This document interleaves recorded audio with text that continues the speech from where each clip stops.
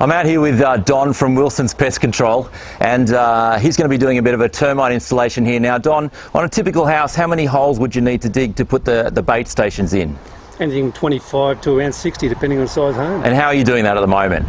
Well, I've got a little auger I've made myself, and it turns around, and I get a little shovel out and clean it up around it. And yeah. It's a bit hard. It sounds like a bit of a labour-intensive job. Sure is. Yeah. Sure is. So, like, if you go to sites, I imagine not all of them are going to be soft ground. They're going to be quite hard ground and solid clay you got to get into, and exactly. And bits of rock and and rubbish and things as well. But you've got to be able to get those bait stations all the way around. That's exactly. So today we're going to have a look at the power planter. Yep. And we've got a special one designed just for putting in termite bait stations, which is a 2-inch wide model. That's right. And let's have a look at that.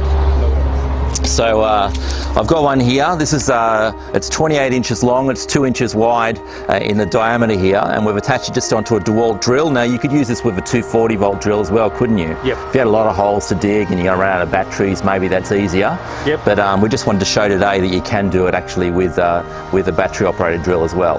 Yeah, it's fine. Yeah. So the things to remember if you haven't used one of these before is to put the drill on the slow speed, and I'd recommend when you're first trying it out, put it on to screwdriver setting, just so that when it meets resistance it's not going to damage your wrist. But once you get the hang of it after a few goes, switch it back over to drill mode, and then off you go. Now don't push down too hard, just very lightly push down and keep lifting all the time. So let's have a go and see. So I'm going to go down here, and this is basically virgin clay. It's been excavated down to this level, it hasn't been disturbed, so this is pretty hard ground if we were digging this by hand.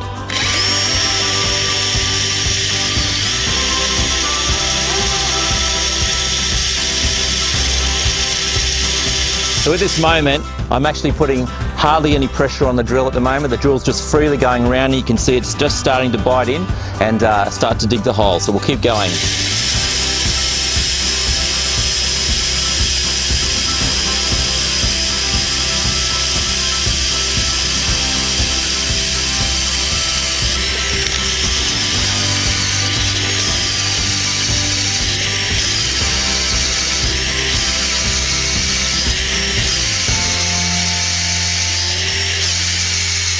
How far down have we got to go, Don?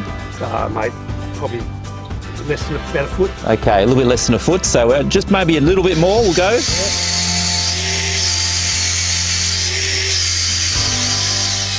Okay, and then we'll pull that out slowly.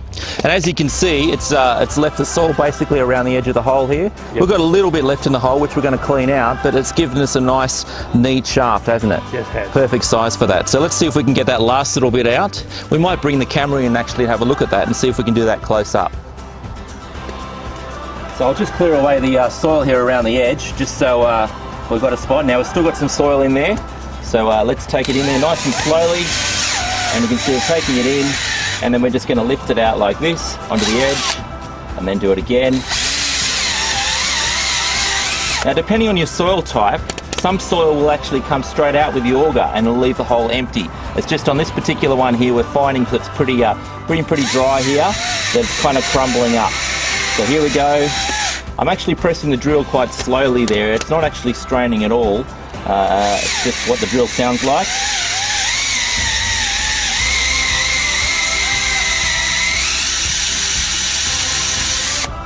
Okay, and we'll pull that out.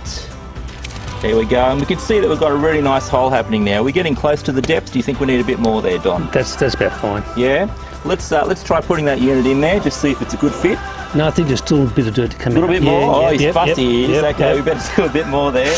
Good thing I've got Don here. Otherwise I would have done it the dodgy do-it-yourself way, wouldn't I? And not quite got it in. So here we go. Can you imagine all the termite bait stations floating above the ground and the mower going over the top and chopping them off? That'll be a great thing. Yeah. For your customers, wouldn't it? No. Here we go. Very good. Okay, I reckon we're pretty good now. Let's clear away some of this. There we go. And put that in there. And just bang it on in. It's got those ridges on the side there to stop it from turning around and make it so it actually stays in the soil there. We're still sitting a bit high there, aren't we? We might have to just do the outside at the top. Yeah? So we could do that. We could probably do that with a hand spade and do that, couldn't we? Yeah. So this is one I prepared earlier. Oh, I like this. Sounds like the cooking show now, doesn't it? One I prepared earlier. So that one goes down very nice and neat and tidy. All you got to do is just a bit more with the auger around the edge of the top part. Yeah. Now that's a nice look. You've even recessed it below the surface. Yep. You know what I was thinking? If we were smart, what we would have done is probably dug away the surface a little bit and then drilled the hole.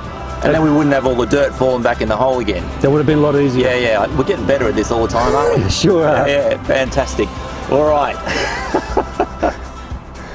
Okay, so what do you think, Don? Do you think this is going to be the new way to actually dig holes for termite bait stations? Certainly make things easier. Yeah. How much time do you reckon? Just as a rough estimate, how much time do you reckon it's going to save? It'll probably save 2 to 3 hours a job for me. That'd be fantastic. Yeah. Imagine if you could make the same money and save 2 to 3 hours. I imagine you've got quite a team of guys working for you. All the labour costs involved in that. Yep.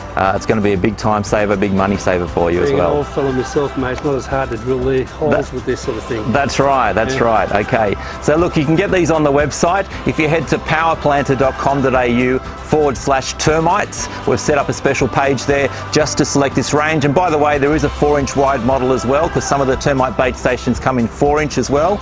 So you can get those on the site. If you've got any questions, just send us a little message in. But otherwise, I reckon this is the new way to do it. It's going to be a lot easier. Thanks for coming out, Don. No, my pleasure. Thank you.